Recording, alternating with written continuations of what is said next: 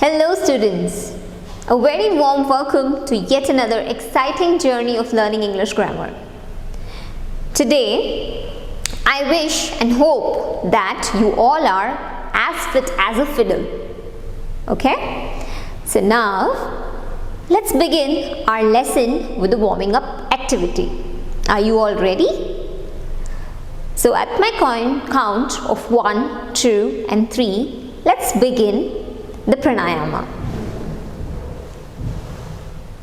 So 1, breathe in, breathe out. 2, breathe in, breathe out. 3, breathe in, breathe out. Very good, my dear children. Today, we're going to learn a new yoga pose. That's butterfly pose. So here, you need to do one thing, that is sit down on the floor comfortably in the position of pranayama. Now put both your legs in front of you, extend them and sit straight. Fold your feet again at the knees and bring your both feet together like this and bring it close to your hip. Okay, and then with both your palms hold the toes of your feet or all the fingers of your feet, and now flap your knees just like a butterfly. Okay, do that for like a minute or two or as long as you are comfortable, and then you can stop doing that. Put your leg back into the straight position, stretch them straight, and then sit back again in the pranayama pose. So students, you can continue doing this every day, but for now, I want you to try it again. Fold your leg again, hold your feet with your hands, and then start flapping your knees or the legs just like a butterfly. Very good, my dear children. Come back to the pranayama pose or the regular pose, and then we'll end this warming up activity with the count. So at my count of 1, 2 and 3, you're going to complete the pranayama. Students, so now, after the warming up activity, let's begin with our topic of the lesson. You all have learned about verbs in your lower classes. So what is a verb, right? What is a verb? So it's an action that you just did before, sometime, a while ago. What is that? That is yoga, right? You did a yoga. Then you did pranayama. So you were trying to exercise there, true? Then what else do you do on your daily basis other than this? Yes, I want one of you to give an answer. Yes, you should be giving an answer now. Yes, you eat your food, you play in the ground. Then, yes, you watch videos of the school. Then, yes, you do your homeworks. Very good. Very nice, children. So now, I would want to tell you that the verb which you use in the sentences can be written in many forms, right? So a verb is an action word, a word which describes the action, but it could be written in 3 or more forms. So first, let's begin understanding the 3 forms of the verb. So students, just look at the green board now. Here it says the verb which is in the base form is simply written as the word itself. So that's play and go. And then when you have to write the past form of that particular verb, then you name it as verb 2 and then you say played. So what is added here? Ed. And then go becomes went. So observe carefully here. It becomes played and went. And then past participle. This is the third form of the verb, where again you add ed and it says gone. Okay, so play, played, played. If you see at other examples, eat, ate, eaten. So that will be the past participle form. So then that's S and ES forms of the verb.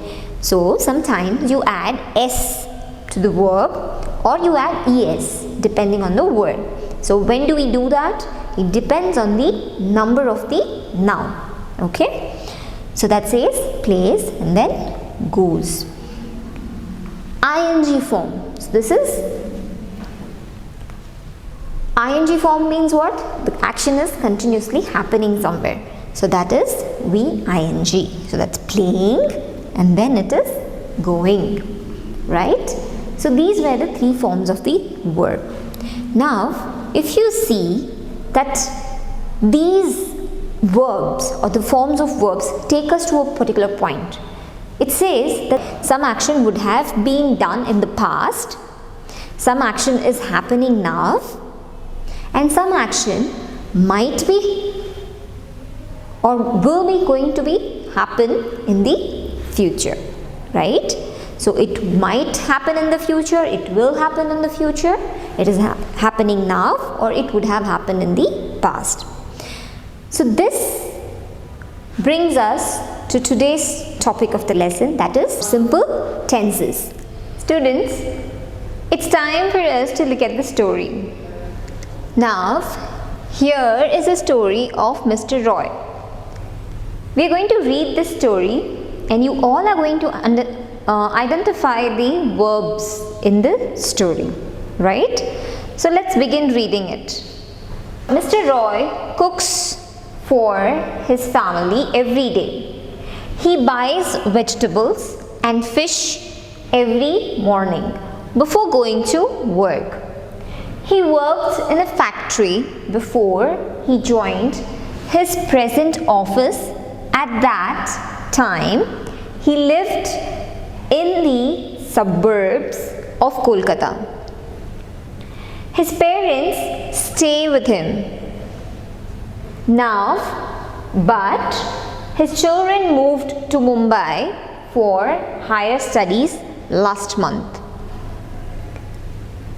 So students, in this story, you are going to identify all the verbs that have been used.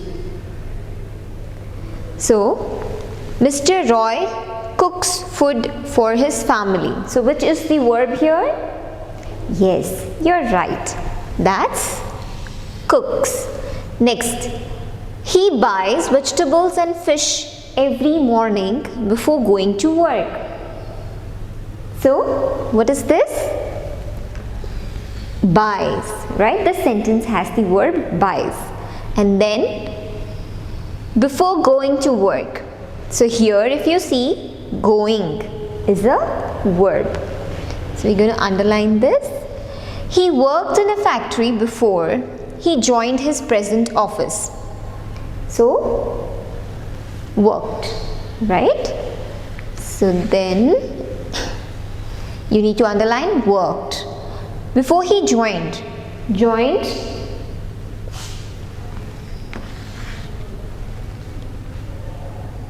At that time, he lived in the suburbs of Kolkata. So, this sentence has the verb. Can you identify? Yes, lived. Then, his parents stay with him now, but his children moved to Mumbai for higher studies last month. So here if you see, his parents stay. Stay is the verb. So please underline that. And then, but his children moved to Mumbai. Moved. So please underline that. And then you have moved to Mumbai for higher studies last month. So what is the next verb here? Is there any verb there? No. So yes. So you have now identified all the verbs in the story. So students, let's begin with simple present tense. So simple present tenses, it's an action that occurs on regular basis. Fact that stands true all the times, and it tells us about the situation or an event in the present moment or the time. So what do we understand by this? We understand that any action that is happening at the moment now, or an action that takes place on a regular basis. So such sentences or such sentences which have the verb in such a way, then it is called simple present tense. It is also known as indefinite present tense. So I want you to look at the examples and the structure. So the structure of the sentence would look like this. It would be the subject, the verb in the first form, and then the object, right? And then it says, example, look at the examples. I play football regularly. I play football regularly. So kids, look at the next example there. It says, Rama plays football. Right, so Rama is singular, however it says, the verb says S, has an S there, and then we live in Delhi. So here live is without an S. So these were the examples related to the simple present tense. Now let's understand the next tense, that is the simple past tense. So students, the next one is the simple past tense. It's an action that is completed before now. So an action that is just completed, right? So look at the structure there. It is subject plus verb 2, that is verb in the second form with the object. So here you would see I played football yesterday, right? I played football yesterday. So here if you see played. So students, here you will see in the next example that it rained yesterday, right? So here it says rain, rained. So that rained word is in the past tense. So students, the last one, that is simple future tenses. So here an action which will happen in future, right? So some action that can take place sometime later in the timeline. Subject plus will with verb 1 or the verb in the first form plus the object. So that's the subject will. For example, I will play football tomorrow. Okay. So these are the three forms of tenses. So let's quickly recall all the three tenses again. So what about simple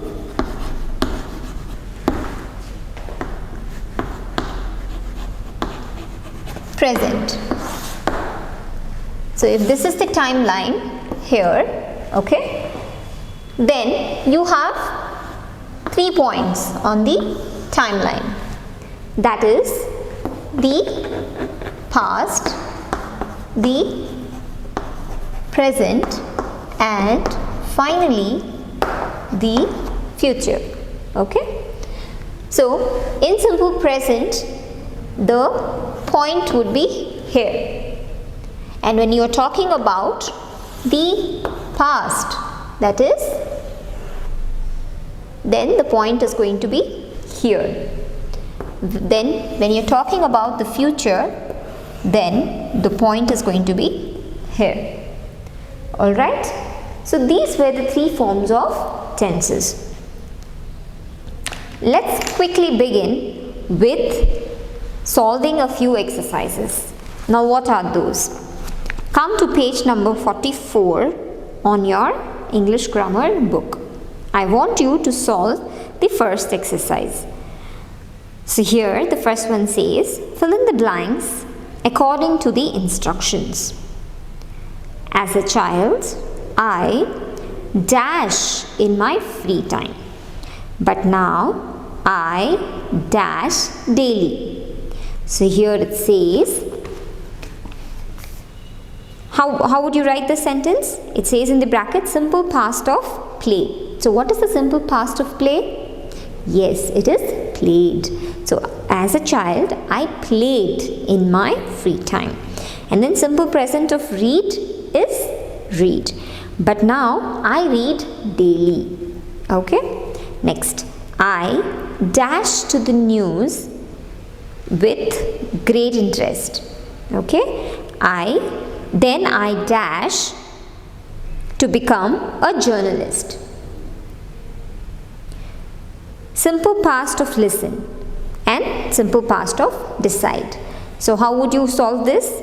I listen to the news with great interest. Then I decided to become a journalist. So here it says I listened to the news. Next one. A fire dash out because of the firecrackers. Simple past of break. So what would be the answer there?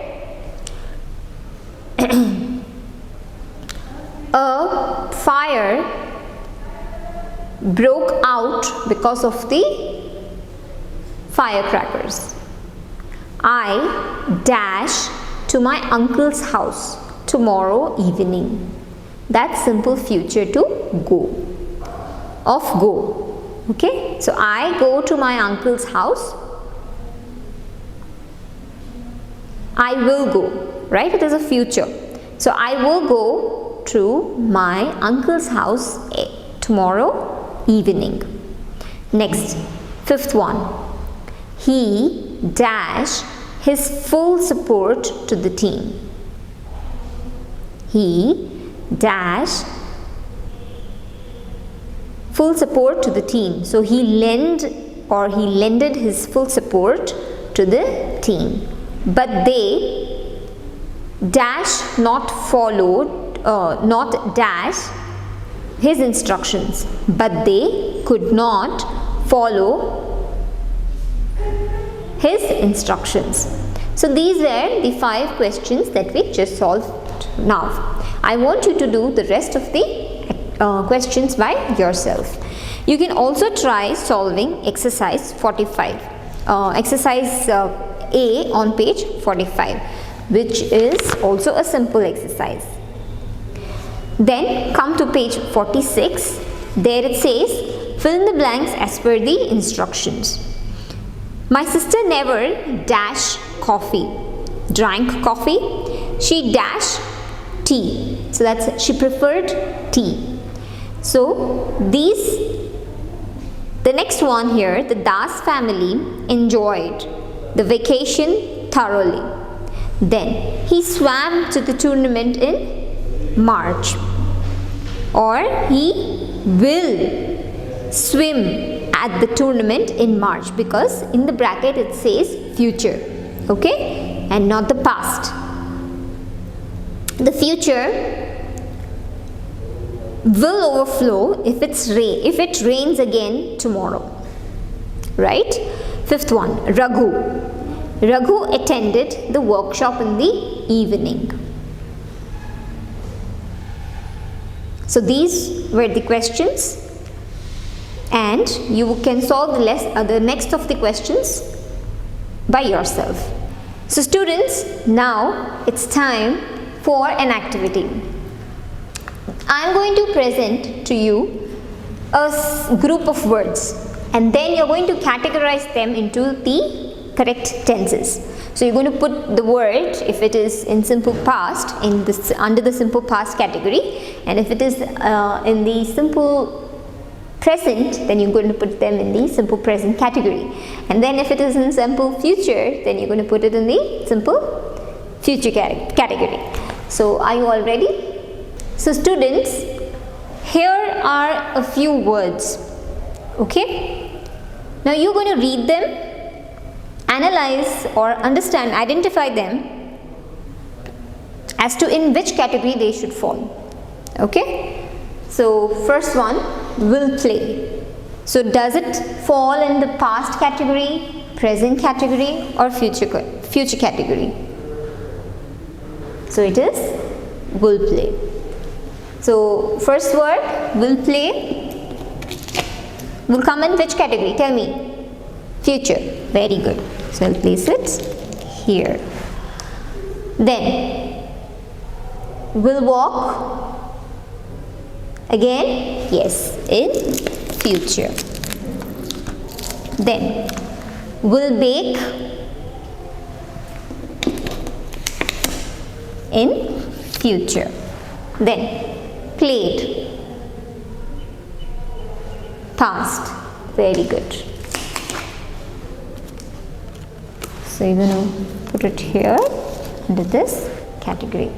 Next, walk. Which category? Past or present? Yes, it's going to be present. Then skip. Which category does it come into? Which category? Past or present? Present. So we shall put this here. Next, we move to bake. So this comes in which category? That comes in present. What about this word? Walked. Past. So I will remove from there and put it here. And then skipped. What is, in which category is this? Yes. So this is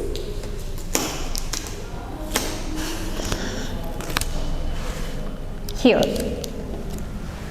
Next, will skip. Which category it will come into? Yes, it will come into the future. Very good. So next, play. The last two words. Play. It is present or past? Present, right? So I'm going to paste it here.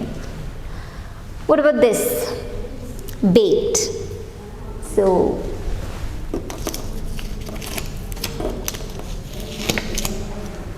it will come in which category? Past. Very good. So we shall place them here. So kids, I hope you have understood the correct forms of the verb and you will be able to differentiate between the three forms of the verb and the three simple tenses. So students, let's solve a small exercise. Here in the brackets you have the verb given. You're going to change them and put them according to the sentence there. Okay? So, I dash a lottery ticket yesterday. So the word in the bracket is to buy, right? So what would you write here? If you have to frame the sentence in the correct form, then what would you write here? I bought a lottery ticket yesterday. So you simply put the word there. Then the birds dash over the tree to fly. The birds flew over the tree would be the correct verb. He dashed his results last week. So what is there in the bracket? To get. So what would be the past tense of it? So that's he bought or he got his results last week.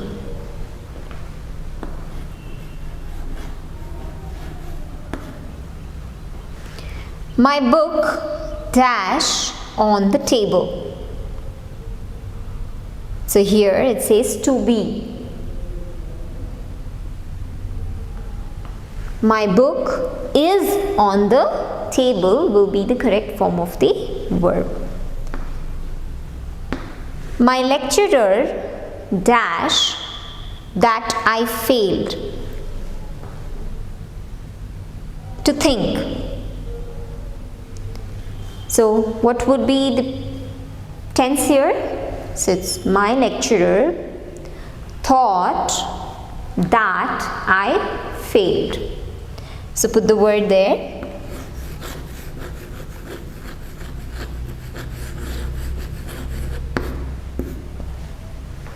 Okay. Now identify these sentences into simple present, simple past and simple future. So I bought a lottery ticket. Is it past or present? Past.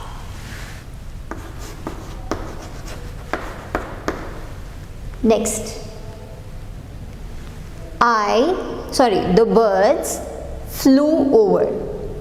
Which tense is this? Again, it is simple past. Then he got his results last week. Is it simple past or present? Yes, it is simple past. Then my book is on the table. Simple past or present?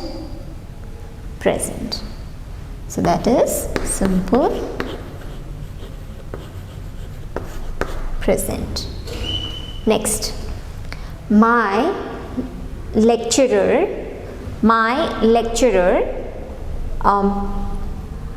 thought that I failed to think. My lecturer thought, so this is simple past, present what? So it is simple past, correct? So children, let's quickly conclude this chapter with a mind map. So what have you learned in this chapter? So students, we learned the three tenses under the simple tenses. What is that? We learned simple past there. So simple past, first one, what is the structure? The subject, the verb in the second form, and then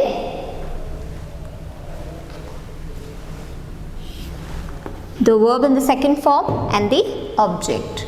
And then here you have the simple present, that's subject plus verb in the first form and then the object. So these were the two, past and the present. The third one is simple future.